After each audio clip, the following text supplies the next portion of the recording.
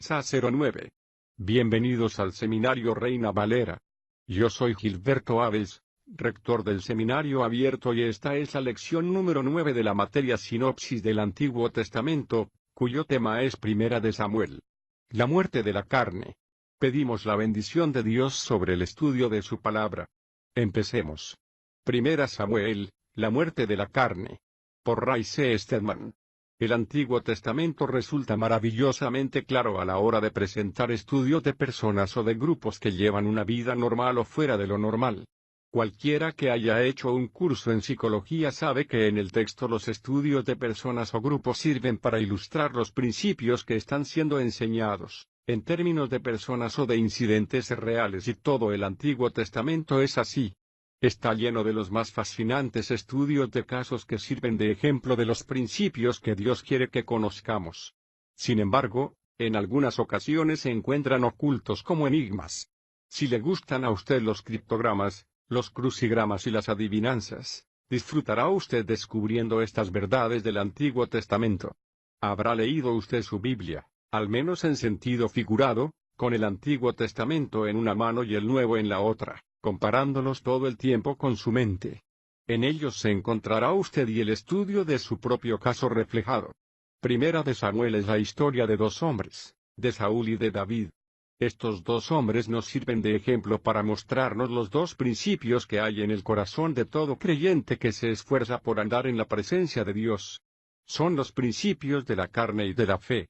Saúl es el hombre que representa la carne y David el que representa la fe, el creyente carnal y el creyente espiritual. El hecho de que estos dos hombres fuesen reyes es un precioso ejemplo de la supremacía de la voluntad en la vida humana. Como muestra el libro de Esther, cada uno de nosotros es un rey sobre un reino y nuestra voluntad es suprema en nuestra vida y ni siquiera la transgrede la voluntad de Dios. Gobernamos sobre el reino de nuestra vida y nuestros asuntos, sobre las cosas que nos conciernen personalmente, así como aquellas otras que tienen un impacto y ejercen una influencia sobre las vidas de otras personas. Por lo tanto, lo que usted, el rey, diga y haga, influencia todo el reino sobre el que usted reina. Estos dos reyes sirven de ejemplo de estos dos principios que están en conflicto en la vida de usted y en la mía. Saúl es un ejemplo de la ruina causada por la voluntad que depende de la carne. En David tenemos un precioso ejemplo de la bendición que produce la mente que actúa conforme al Espíritu. Porque la intención de la carne es muerte, pero la intención del Espíritu es vida y paz. En Primera de Samuel las vidas de estos dos hombres sirven de ejemplo de este conflicto. El libro comienza de hecho con la historia de un tercer hombre, de Samuel, que es la expresión humana de la voz de Dios hablándoles tanto a Saúl como a David. Usted y yo tenemos en nuestras vidas la expresión de la voluntad de Dios para nosotros por medio de su palabra transmitida por aquellos hombres y dirigentes de iglesia que nos enseñan y nos explican la palabra. Dios nos habla de manera objetiva además de subjetiva. Samuel es una imagen de ello. Estos tres hombres sirven para establecer las partes en que se divide este libro. Los primeros 7 capítulos nos hablan acerca de la vida de Samuel. Los capítulos 8 al 15 son acerca del rey Saúl, el hombre según la carne.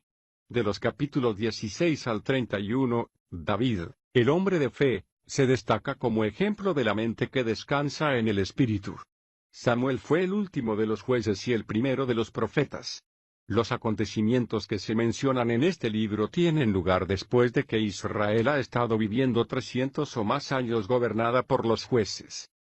Durante ese tiempo sucedió el episodio de Ruth.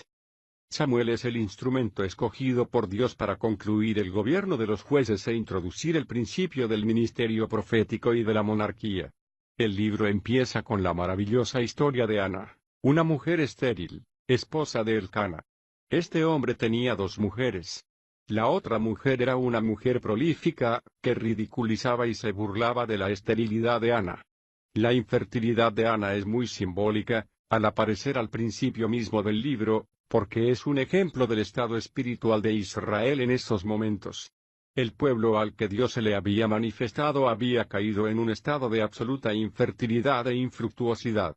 El sacerdocio que había establecido Dios, junto con el tabernáculo y sus rituales, es decir, Los medios de los que se podía valer el pueblo para tener acceso a él, estaba empezando a desaparecer.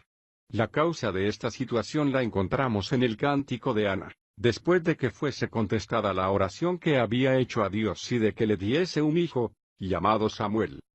Toda mujer debería memorizar este glorioso cántico. En él Ana es una imagen del problema del que se ocupa esencialmente el libro. No multipliques palabras altaneras, cesen en vuestra boca las palabras insolentes. Porque Jehová es un Dios de todo saber, por él son examinadas todas las acciones. Los arcos de los fuertes son quebrados, pero los que tropiezan se ciñen de poder. El resto del canto destaca de una manera magnífica la habilidad que tiene Dios para exaltar a los humildes y humillar a los orgullosos. En este libro se destacan el eterno conflicto entre el corazón orgulloso, que confía en sí mismo y en su habilidad para resolver las cosas, y el espíritu humilde que espera en Dios, dependiendo enteramente de Él, recibiendo toda la plenitud de su divina bendición. Ese era el problema que tenía Israel. El sacerdocio estaba fallando, no porque hubiese algo de malo en el sacerdocio, que no era otra cosa que la imagen del ministerio del Señor Jesucristo, sino porque el pueblo se negaba a inclinarse ante el Señor. Se negó a buscar ser limpios y a dejar atrás su adoración a los ídolos. Como resultado de ello, su acceso a Dios fue eliminado. Por lo tanto, el sacerdocio estaba a punto de desaparecer de la escena como un medio efectivo de meditación entre el pueblo y Dios. Al llegar a este punto nos encontramos con el relato, que conocemos también, del nacimiento y la infancia de Samuel. Cuando Samuel no es más que un muchachito, le llevan al templo y es dedicado a Dios, convirtiéndose en la voz de Elí, el sacerdote, y recibiendo un mensaje de juicio. Más adelante se convierte en la voz de Dios ante la nación, en especial los dos reyes, Saúl y David. Los primeros 7 capítulos nos cuentan la historia acerca del deterioro de Israel.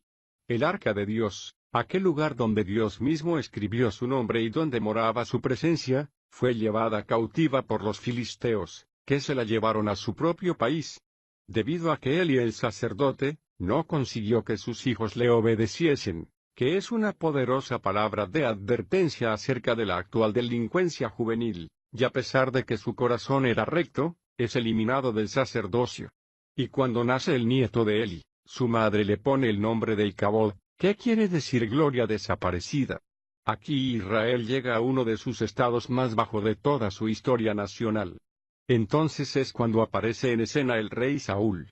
En el capítulo 8, versículos 4 y 5, el pueblo exige que les sea dado un rey, como tienen otras naciones. Entonces todos los ancianos de Israel se reunieron y fueron a Samuel, en Ramá, y le dijeron, He aquí que tú has envejecido, y tus hijos no andan en tus caminos. Por eso, constitúyenos ahora un rey que nos gobierne, como tienen todas las naciones. El principio de la carne está manifestándose en la nación de Israel para destruir su comunión, la relación que tiene con Dios y su disfrute de su bendición. El mismo principio se halla entrelazado en la vida de cada cristiano, y puede expresarse de muy diversas maneras, que están claramente indicadas en todo este libro. La primera es que les sea concedida autoridad como al resto de las naciones. En otras palabras, que pueda seguir adelante con sus asuntos como lo hace el resto del mundo. Si nuestra mente la tenemos puesta en la carne, deseamos interponer el principio de la perspicacia en los negocios en todo lo relacionado con la Iglesia, deseando adoptar las tácticas de venta del mundo, sin confiar en la estrategia del Espíritu Santo, sino nombrando un comité que planee un programa y entonces le pedimos a Dios que intervenga, lo bendiga y haga que funcione, aunque es nuestro programa en lugar de ser el suyo. Este principio está siempre funcionando, reflejado en el rechazo, por parte de Israel, de la autoridad y la soberanía de Dios y su deseo de ser gobernada como todas las demás naciones. Ahora bien, esta petición fue concedida por Dios. Samuel se mostró disgustado cuando le pidieron un rey, porque sabía que ese no era el programa de Dios, de modo que oró al Señor y él le dijo a Samuel, y Jehová le dijo, escucha la voz del pueblo en todo lo que te diga, porque no es a ti a quien han desechado.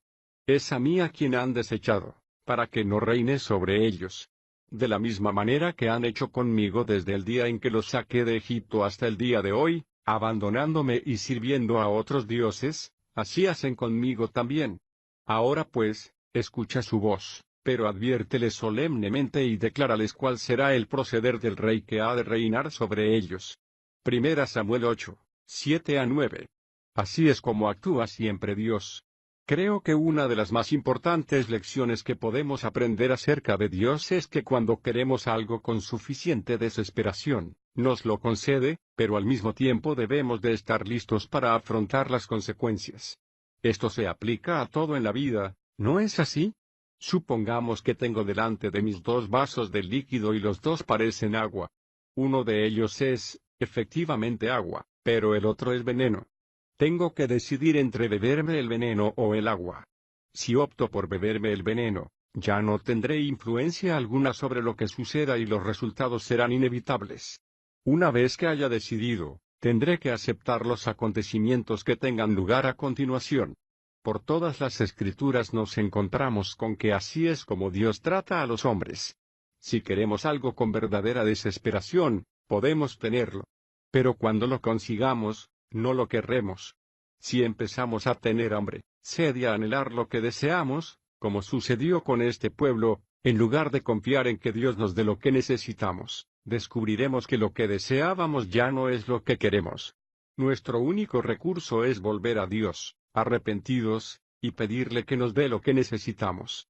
No olvidaré nunca haber oído contar al Dr. Ironside acerca de un incidente en la vida del Dr. William Evans de la Iglesia Presbiteriana de Hollywood. Su pequeña, que tenía unos 8 años de edad, vino a casa y le dijo a su padre: «Papá, quiero comprar unos patines en línea. Los demás niños tienen patines de rodamiento y eso es lo que yo quiero». A lo que él le contestó: «Pero querida, si tienes ya unos patines».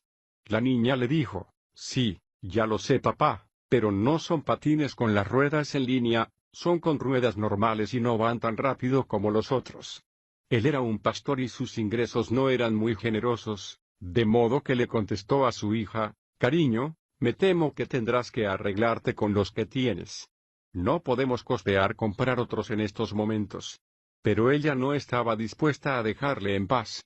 Esa noche cuando él volvió a casa de su trabajo, se encontró una nota sobre su mesa de trabajo que decía: «Querido papá, sigo queriendo los patines con las ruedas en línea». Cuando se fue a acostar, había otra nota sobre su almohada, que decía: «Papá, ¿me compras los patines con las ruedas en línea?». Pues bien, él hizo lo que hubiésemos hecho nosotros, se las arregló para reunir el dinero y le compró los patines con las ruedas en línea, y cuando se los dio a su hija, ésta se mostró encantada. Abrazó a su padre, le besó y le dio las gracias. Entonces se puso sus patines y se dirigió hacia la puerta y se marchó patinando por la acera dando la vuelta a la esquina. Esa fue la última vez que la vieron bien y con vida. Al dar la vuelta a la esquina, resbaló, se cayó y se golpeó la cabeza contra la acera. La llevaron a su casa en estado de coma y murió en el hospital antes de que anocheciese. Desde entonces, dijo el Dr. Evans, cuando quiero que Dios me dé algo y me da la impresión de que no está dispuesto a darme lo que le estoy pidiendo a gritos, el Espíritu me recuerda: «¿Estás pidiendo unos patines en línea?». Eso fue lo que sucedió en Israel y sigue siendo el mismo principio que se aplica hoy a nuestras vidas. A continuación nos encontramos con la impresionante historia de Saúl. Es el relato fascinante de un joven, como tantos jóvenes de hoy en día, que vivía teniéndole sin cuidado y sin ningún interés en lo que Dios pudiera desear para él. Estaba muy ocupado participando en el negocio de los burros con su padre, y los burros requieren muchos cuidados. Samuel estaba gobernando y juzgando la nación y a ellos les complacía dejar que él se hiciese responsable porque Saúl y su padre estaban demasiado ocupados con el negocio de los borricos. Es maravilloso poder seguir el curso de lo que hizo Dios con este hombre y de qué modo se manifestó a él. Aquí tenemos el caso de un joven que elimina a Dios de sus pensamientos, que no tiene tiempo para él ni ningún interés auténtico en él. Todos conocemos a personas como Saúl. ¿Cómo cree usted que Dios tocó su vida? La verdad es que hizo lo que era perfectamente evidente. Él mismo se metió en el negocio de los burros, hizo que se perdieran los burros de Saúl. Cuando estos se extraviaron, Saúl se mostró irritado y ni siquiera se le pasó por la mente que Dios pudiera tener algo que ver en el asunto. Lo único que se le ocurrió fue que era posible que alguien hubiese dejado la verja por la que salían a pastar abierta, por lo que salió en busca de los borriquillos. Después de una prolongada e infructuosa búsqueda, llegó a la ciudad en la que vivía Samuel. En el capítulo 5 vemos que está a punto de darse por vencido y regresar a su casa, cuando su criado le dijo: «Vayamos y preguntemos al hombre de Dios, que vive aquí, ¿dónde están los burros?». Saúl no se mostró muy entusiasmado con aquella idea. De hecho, lo que quería era mantenerse lo más alejado posible del profeta, porque los profetas eran personas muy inquietantes, y lo que deseaba era regresar a su casa, pero el criado prevaleció sobre él para que fuese a ver a Samuel, y ante la sorpresa de Saúl, Samuel le estaba esperando. Dios le había dicho el día anterior a Samuel que vendría a su puerta un joven llamado Saúl y Samuel le tenía preparada una buena cena para Saúl y sus sedientos invitados y Saúl, ante su consternación, era su invitado de honor y apenas si sabía lo que estaba sucediendo. Los dichosos burros le habían metido en aquel lío y lo que quería era salir de él tan pronto como fuese posible, pero Samuel le cogió a un lado cuando acabaron de cenar y le anunció algo realmente asombroso. «Dios te ha ungido», le dijo Samuel, «para ser rey de Israel». 10:1. Saúl había salido con el propósito de buscar a los borriquillos y había acabado como rey de Israel y no tenía el más mínimo interés en el trabajo. Pero Samuel le dijo que Dios le enviaría 3 señales de que estaría con él, y luego le envió a casa. Y claro, aquellas señales se cumplieron, 1, 2 y 3. La primera era que se encontraría con un grupo de profetas y el Espíritu de Dios se posaría sobre él y comenzaría a profetizar. Cuando Saúl comenzó a profetizar juntamente con los demás estudiantes del seminario, es decir, todos aquellos que asistían a la escuela de los profetas, se corrió la voz por toda Israel y la gente decía: «¿Acaso el hijo de Quis es también uno de los profetas?». 10:11. Cuando Saúl iba hacia su casa se encontró con su tío, que le dijo: «¿Qué ha estado sucediendo?». A lo que Saúl le contestó: «Salí en busca de los burros y me encontré con Samuel y me dijo que los burros estaban a salvo en casa». 10:14-16. No le dijo ni una palabra acerca de la unción ni la nueva comisión que le había encomendado Dios. Saúl quería sacarle el máximo provecho a su vida y no tenía el más mínimo interés en lo que Dios pudiera desear que hiciese, a menos que pudiera valerse de Dios para llevar a cabo sus propios propósitos, de modo que no le dijo nada. Pero Samuel no había acabado con él. Le dijo al pueblo de Israel que Dios había escuchado la petición de ellos y les iba a dar un rey, de acuerdo con sus deseos. Samuel reúne a todo el pueblo con el fin de echar suertes para escoger un rey. La suerte es echada para empezar sobre las tribus y cae sobre la de Benjamín. A continuación sobre el grupo familiar y recae sobre la familia de Quis y a continuación sobre las diferentes personas y recae sobre Saúl. Entonces todo el pueblo comenzó a preguntar: «¿Dónde está Saúl?». Nadie podía encontrarle en ninguna parte y finalmente el Señor dijo: «Se ha ocultado entre los equipajes». Y allí fue donde le encontraron. ¿Por qué se había ocultado? ¿Era debido a que era tan modesto que no quería que nadie organizase ninguna celebración por su causa? ¿Podía ser debido a que era tímido y apocado? No, el relato indica que Saúl se había ocultado porque le resultaba bastante inconveniente hacer lo que Dios deseaba que hiciese. Quería vivir su propia vida a su manera y estaba intentando alejarse del llamamiento de Dios. Pero Dios le había llamado y fue coronado rey. Al hallarse en medio de todo aquel pueblo, prorrumpió en gritos diciendo: «¡Mirad qué rey tenemos!». Tenía la estampa misma de un rey, su cabeza y sus hombros se erguían por encima de los demás hombres. Era un hombre de lo más apuesto, un joven muy sabio en muchos sentidos, justo a la hora de impartir justicia. Pero en aquellos momentos tenían problemas con los amonitas que se encontraban al norte. Saúl manda a convocar a todo el pueblo para que se reúnan y ante su gran satisfacción, 36.000 personas responden a su llamamiento. Todos juntos se dirigen hacia donde se encuentran los amonitas y los destruyen, consiguiendo una gran victoria. Y Saúl empieza a sentir que ese asunto de servir a Dios posiblemente no esté tan mal y hasta era posible que lo pudiera usar para su propio beneficio. Pero la próxima batalla con la que se enfrenta es con los filisteos.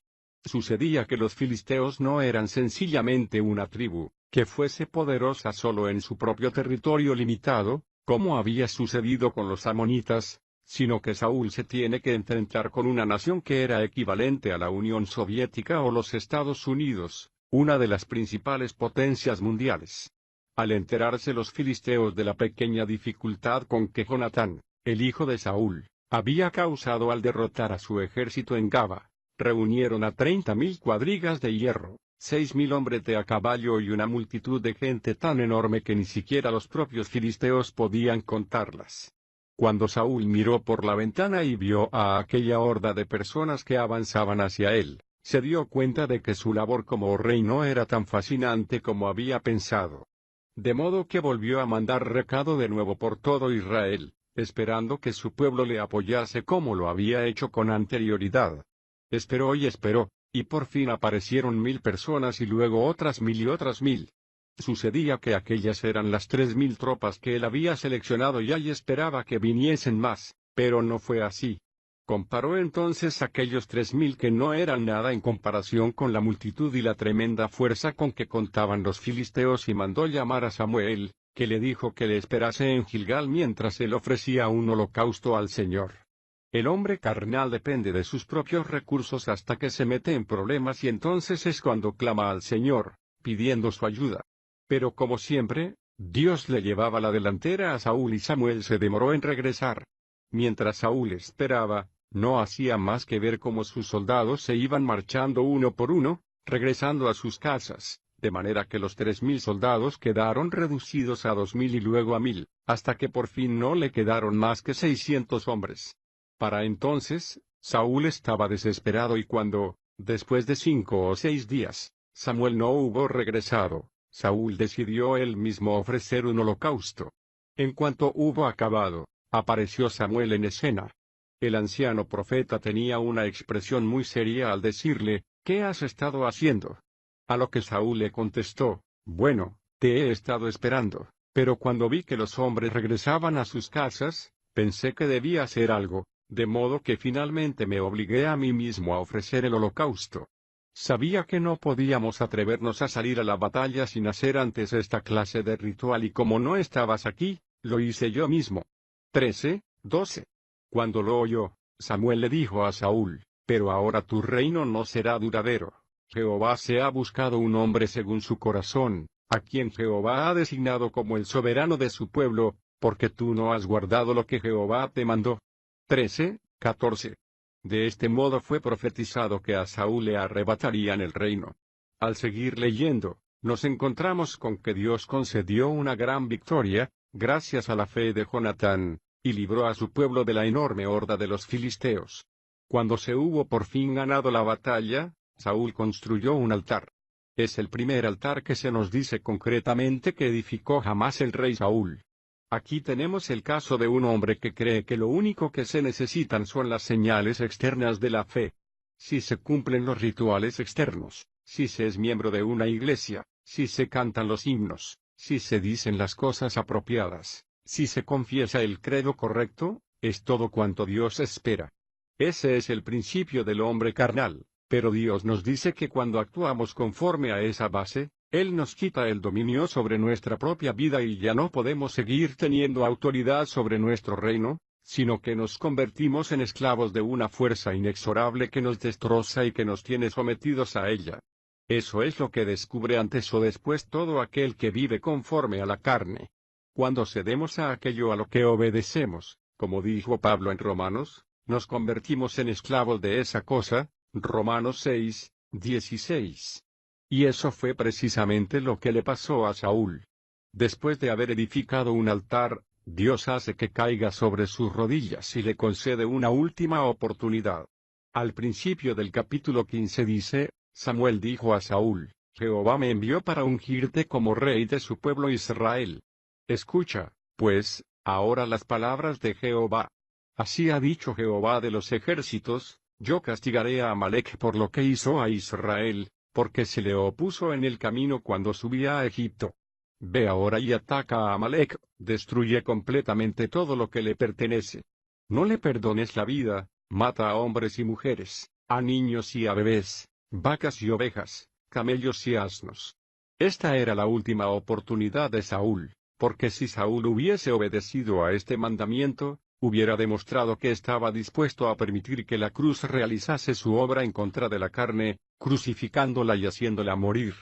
Amalec es una imagen, en todas las Escrituras, del principio de la carne que se opone a las cosas de Dios.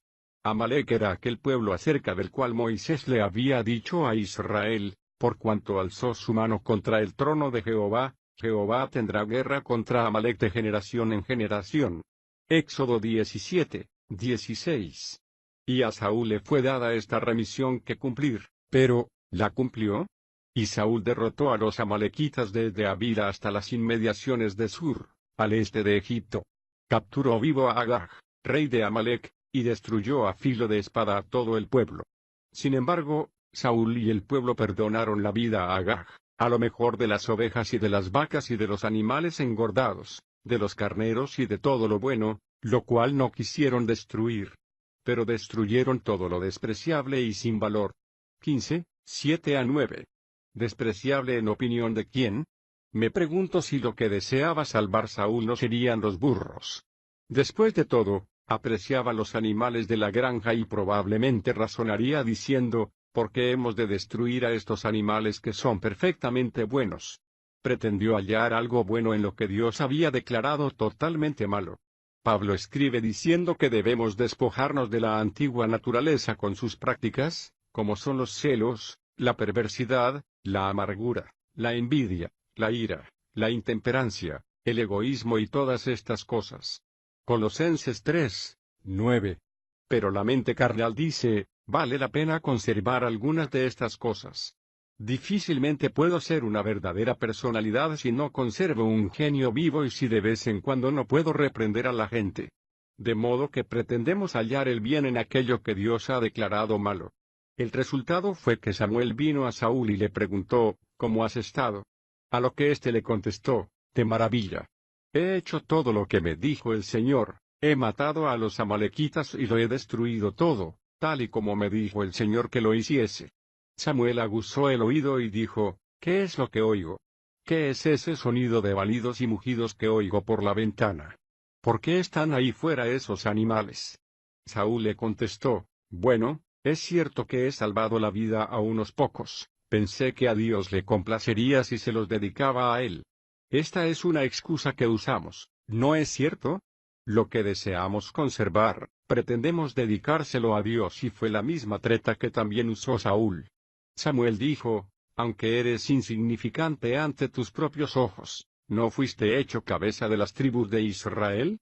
¿No te ha ungido Jehová como rey sobre Israel? Jehová te ha encomendado una misión y te ha dicho, ve y destruye completamente a estos pecadores de Amalec. Hazles la guerra hasta que los extermines. ¿Por qué, pues, no has obedecido la voz de Jehová? ¿Por qué te lanzaste sobre el botín e hiciste lo malo ante los ojos de Jehová? ¿Se complace tanto Jehová en los holocaustos y los sacrificios como en que la palabra de Jehová sea obedecida? Ciertamente el obedecer es mejor que el cebo de los carneros. Porque la rebeldía es como el pecado de adivinación, y la obstinación es como la iniquidad de la idolatría. Por cuanto tú has desechado la palabra de Jehová, él también te ha desechado a ti, para que no seas rey. 15, 17-23. Ningún hombre puede caminar en la autoridad y la libertad que Dios ha deseado para sus hijos, si rechaza la autoridad del Espíritu de Dios en su vida, y esa es principalmente la historia de Saúl. La historia de David, que empieza en el capítulo 16, es el relato de un hombre conforme al corazón de Dios. En esta historia de David nos encontramos con lecciones de gran valor, como su rechazo y su exilio. Fue escogido entre los 8 hijos de Isaí. Los 7 hijos mayores pasaron ante Samuel y cada uno de ellos parecía un futuro rey hasta que Dios le dijo a Samuel, este no es el que yo he escogido. Finalmente apareció el más joven, que era el más enjuto, que se llamaba David y Dios puso sus sellos sobre él. Dios no había basado su elección en el aspecto exterior, sino que había mirado el corazón del joven. David no ocupó el trono de inmediato, como sucedió en el caso de Saúl, sino que fue sometido a prueba y tuvo que enfrentarse con la adversidad. Este es el principio que sigue Dios con frecuencia y lo aplica al hombre que aprende a caminar según la fe. Tiene que pasar por un período de confusión, de prueba y de problemas. Parece como si todo fuese en su contra y por fin reconoce el gran principio mediante el cual Dios realiza siempre su actividad, que el hombre nada puede hacer por sí mismo, sino que debe de depender total y completamente de Dios, que mora en él. Eso fue lo que aprendió David cuando no era más que un pastorcillo, a fin de que pudiera decir, Jehová es mi pastor, nada me faltará. En prados de tiernos pastos me hace descansar. Junto a aguas tranquilas me conduce. Confortará mi alma. Salmos 23, 1-3. Nos encontramos con las pruebas por las que tiene que pasar David al hallarse cara a cara con el gigante Goliat. Israel se encontraba atemorizada y acobardada por aquel gigante que se paseaba de un sitio a otro entre los ejércitos, ridiculizando y burlándose de la impotencia de los israelitas y nadie se atrevía a hacerle nada. Aquel gigante se pavoneaba en su arrogante orgullo de arriba a abajo, golpeándose el pecho y exigiendo que enviasen a alguien a pelear con él y nadie se atrevía a enfrentarse con él. Cuando David, un joven de corta estatura, llegó después de haber estado cuidando de sus rebaños, para llevarle la comida a sus hermanos, se encontró a todo el campamento de Israel sumido en la tristeza y la desesperación. Entonces se acercó y preguntó, ¿quién es este filisteo incircunciso para que desafíe a los escuadrones del Dios viviente? 17:26. Ese es siempre el punto de vista de la fe, que no se deja estremecer por las circunstancias. A Saúl le llega la noticia de aquel joven que estaba entre ellos y le pregunta a David qué quiere hacer. Iré y pelearé con él, le contesta. Saúl, pensando serle de ayuda, manda que le pongan una armadura a David. Saúl era casi medio metro más alto que David y una vez que se la puso David se encontró con que la armadura comenzaba a hacer sonidos mecánicos y a estorbarle. David intentó moverse con ella, pero no pudo dar un paso así que dijo, traedme un abrelatas y sacadme de esto. A continuación David se fue hacia el arroyo y cogió 5 piedrecitas lisas. ¿Por qué 5? Un poco más adelante, en 2 de Samuel leeremos que Goliat tenía 4 hermanos, por eso fue por lo que cogió 5 piedrecitas, estaba preparado para enfrentarse con toda la familia. David salió, se colocó el tirachinas alrededor de la cabeza y Goliat cayó en tierra con el sonido de la piedra entre sus ojos. Alguien ha dicho que lo último que dijo fue, nunca se me había metido nada semejante en la mente. El caso es que fue derrotado y David cogió la espada que había sido de Goliat y le cortó la cabeza con ella. ¡Qué imagen tan gloriosa de aquel que se enfrentó con el mayor enemigo de la humanidad y lo mató cara a cara con su propia espada! Leemos en Hebreos 2:14. Que mediante la muerte el Señor Jesús destruyó al que tenía el poder de la muerte, al demonio. David se convierte aquí no solo en la imagen de Cristo, sino además del creyente que vive su vida para Cristo. A este suceso le sigue el de los celos tan grandes que tenía Saúl de David. Desde el capítulo 18 en adelante leemos acerca de cómo persigue Saúl cada vez más a David, un ejemplo vivo del principio que expone Pablo en Gálatas, donde dice, pero como en aquel tiempo, el que fue engendrado según la carne perseguía al que había nacido según el Espíritu, así es ahora también. Gálatas 4:29. Porque la carne desea lo que es contrario al Espíritu, y el Espíritu lo que es contrario a la carne. Para que no hagáis lo que quisierais. Gálatas 5:17. De modo que Saúl estuvo persiguiendo a David e intentando matarle. Fue durante ese tiempo cuando escribió David tantos de sus salmos, esos maravillosos cánticos que hablan acerca de la fidelidad de Dios en medio de las situaciones más deprimentes. David se vio perseguido y finalmente exilado de la presencia de Saúl. En los capítulos 21 y 22 nos encontramos con la plenitud de Dios y su abundante provisión a David incluso en el exilio, al que le da los panes de la proposición del tabernáculo. Este pan, que representa la presencia de Dios, Es una imagen de ese cuidado secreto que recibe todo aquel que pasa por problemas muy difíciles, pero que espera en Dios para que le libere. A los tales Dios les da del pan oculto, del pan de la misma mesa de la cena del Señor. Jesús dijo, Yo soy el pan de vida. Juan 6:35. Así como yo vivo por el Padre, de la misma manera el que me come también vivirá por mí. Juan 6:57. Cuando David, el rey, estuvo en el exilio, tuvo a un profeta, llamado Gad, y a un sacerdote, llamado Abiatar, cuyos recursos estuvieron a su disposición a pesar de que le estaban intentando cazar como a un pájaro en las montañas. De la misma manera que cuando tiene usted problemas y no puede a duras penas arreglarlos, puede usted encontrar en Jesucristo, que es nuestro profeta, nuestro sacerdote y nuestro rey, todo cuanto es necesario para ayudarnos a vencer las dificultades gracias a la puerta que Dios nos abre, y eso fue lo que le sucedió a David, que se negó a actuar por sí mismo. En 2 ocasiones le perdonó la vida a Saúl al entregarle Dios en su mano. Dando muestra de un extraordinario espíritu de fidelidad, esperó a que Dios resolviese sus problemas. Al final del libro, nos encontramos con el fin de la carnalidad del hombre. Durante ese tiempo sucedió el episodio de Ruth. Samuel es el instrumento escogido por Dios para concluir el gobierno de los jueces e introducir el principio del ministerio profético y de la monarquía. El libro empieza con la maravillosa historia de Ana, una mujer estéril, esposa de Elcana. Este hombre tenía 2 mujeres. La otra mujer era una mujer prolífica, que ridiculizaba y se burlaba de la esterilidad de Ana.